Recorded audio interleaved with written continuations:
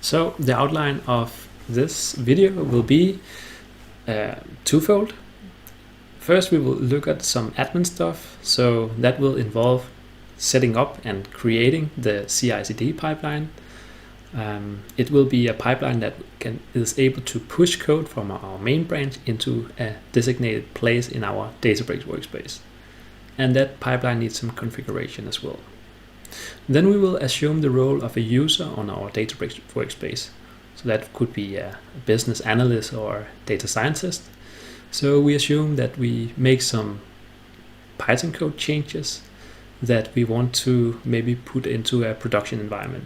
So the initial development takes place on a feature branch. And once we are happy with those changes, then we will make a pull request from the feature branch into the main branch that takes place in GitHub.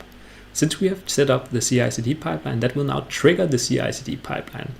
And that will eventually push our code changes from our main branch in GitHub into our Databricks workspace.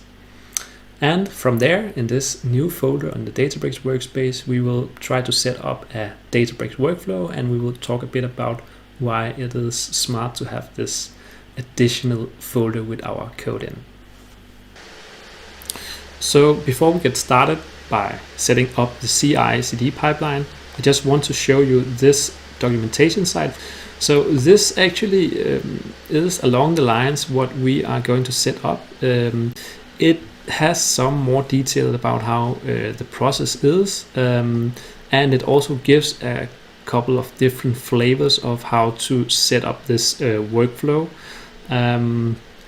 But overall, this video here is going to give one example of how to set up our Databricks workspace with CI/CD pipelines, and give an example of how the developer experience will be with such a connection.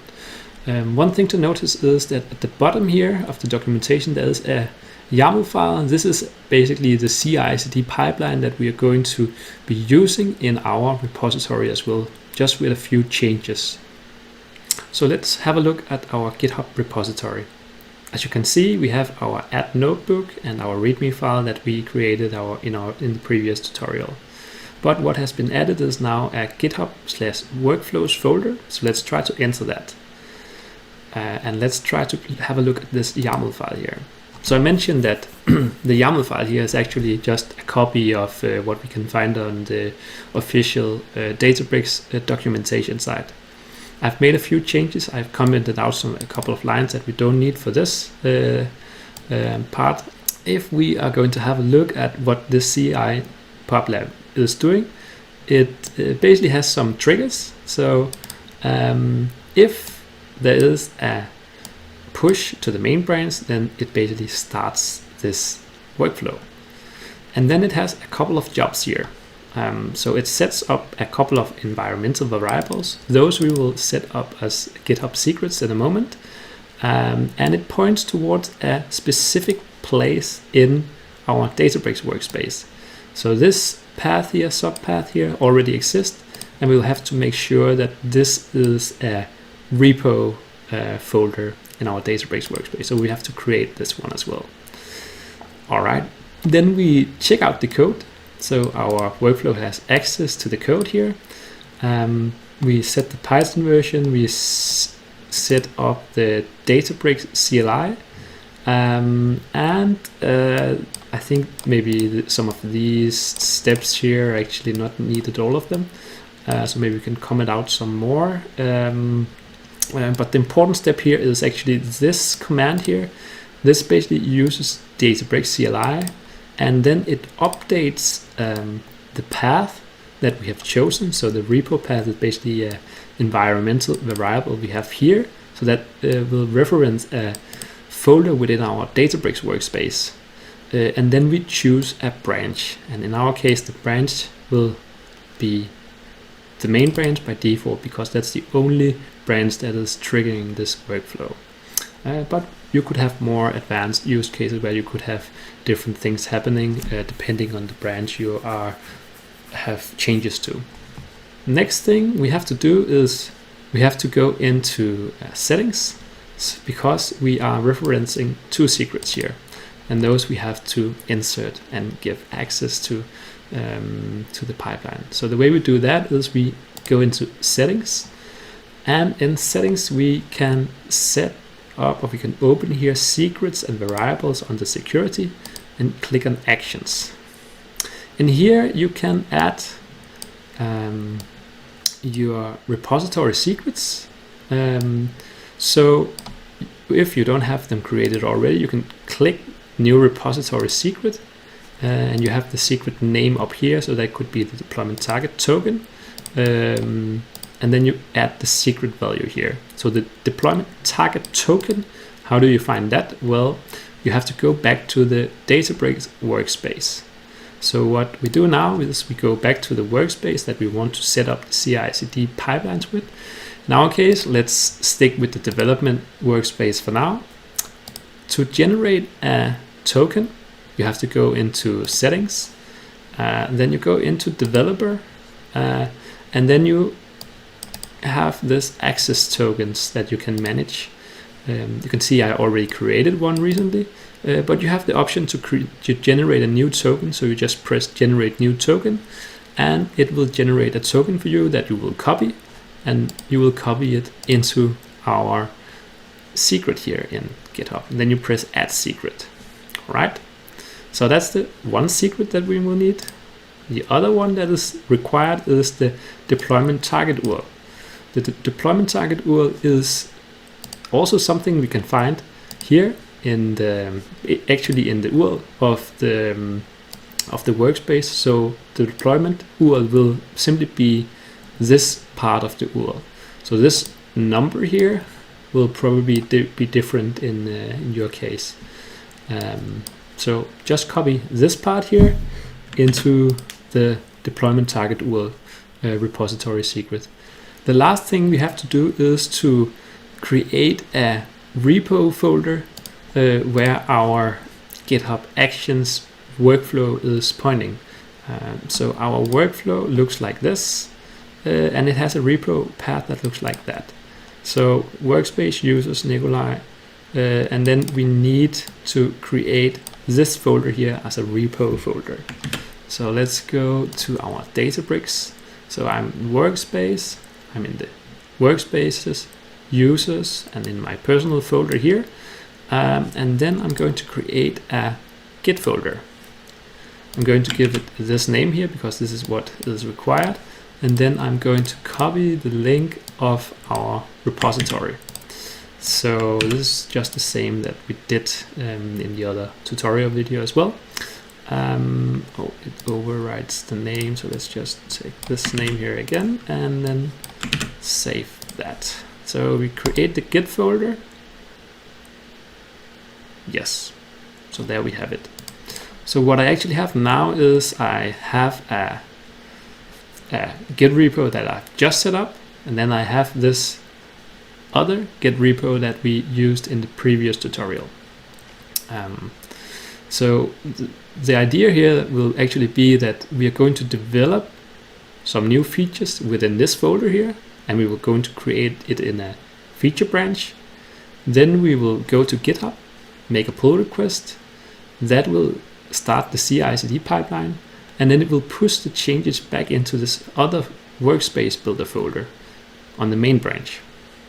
So it's back and forth through GitHub, but I'll try to convince you that it's a good thing that we have that option with our CI/CD pipeline.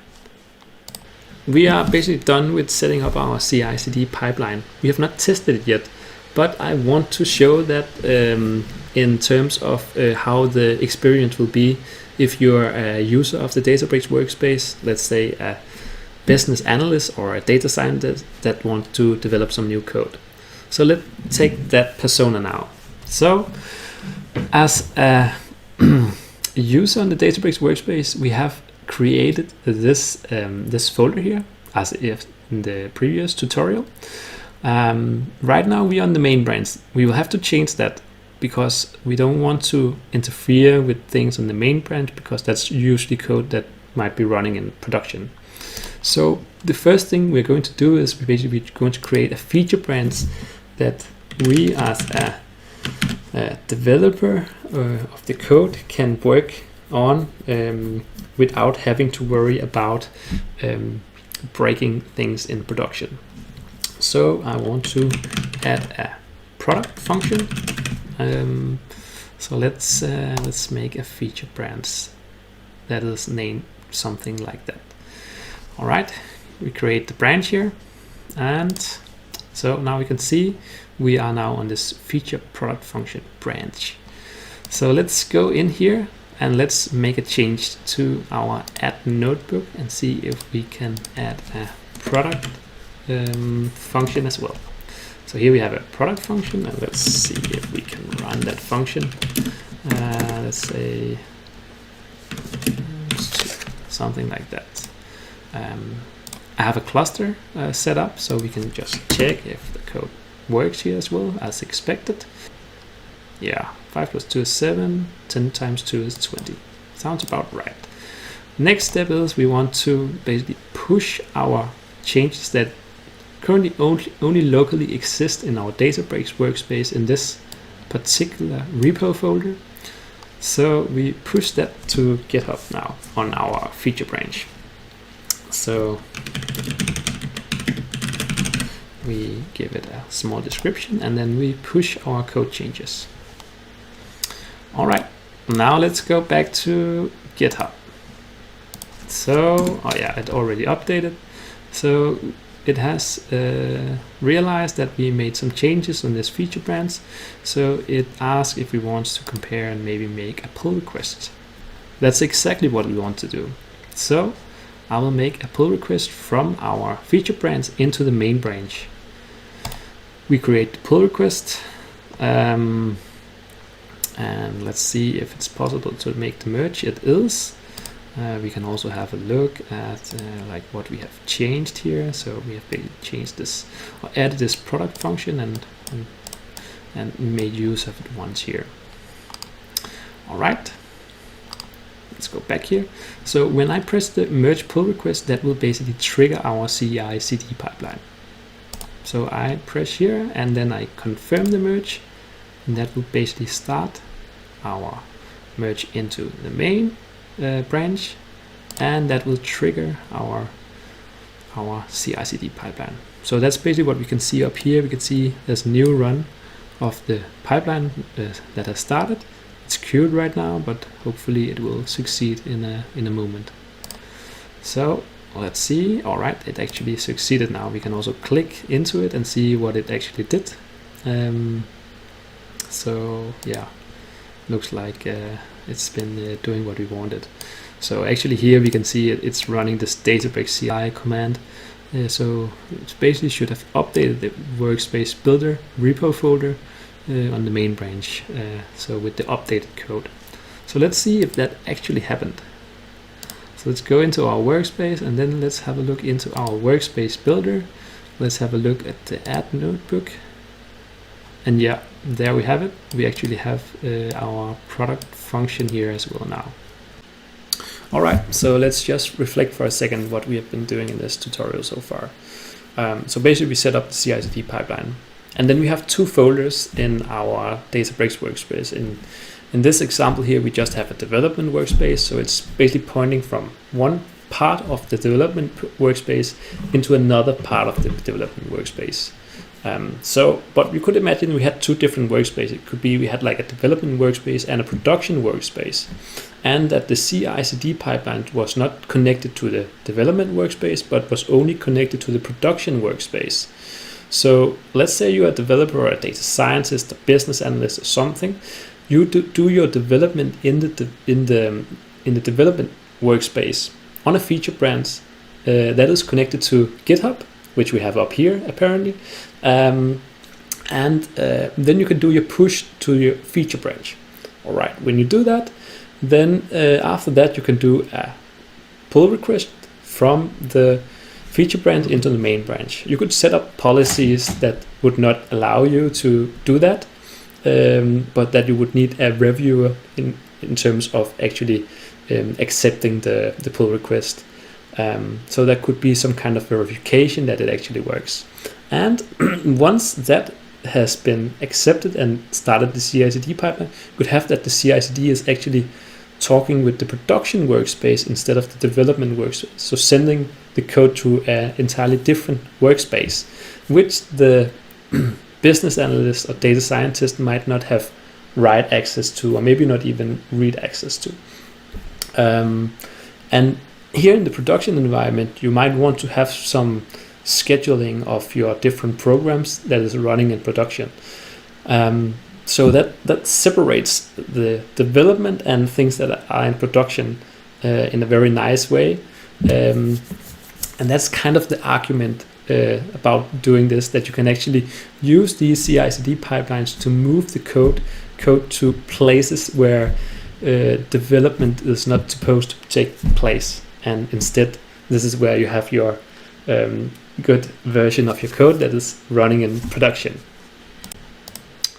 So the last thing we're going to do in this tutorial here, before it becomes too long, is to create what is called a workflow. So we know we kind of have a safe place where our code is not being changed by developers within this folder here, because changes now has to go through this process of making development on a feature branch and then do a pull request in GitHub before it actually enters the main branch and gets pushed towards this folder here. So this is basically where we can have our code that is more stable, or you could say your production code could be here. So one thing you might want to do is you might have programs that you want to run with a specific cadence, and let's say we very keen on calculating these numbers here. So the way you create a workflow is really simple. Just click here, click schedule. You give it a name.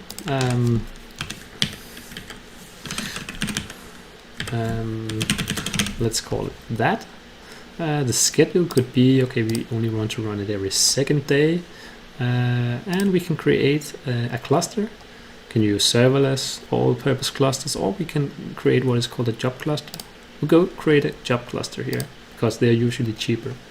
I will just disable some of these functions, and we just take a very small cluster here, because this is a very simple program. So yeah, and we can call it add numbers job cluster.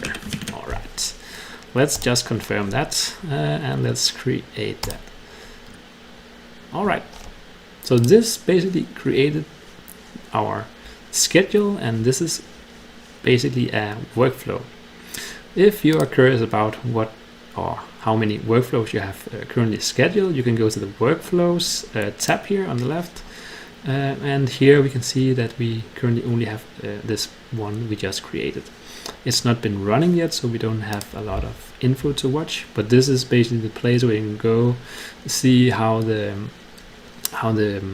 job has been running in the past 60 days. And you can see which task it consists of. So and you can set up different types of settings here, put in some parameters, or what should happen if the workflow fails. Maybe you want to send an email if it fails. So but there's enough content here for probably another video. So let's stop for now.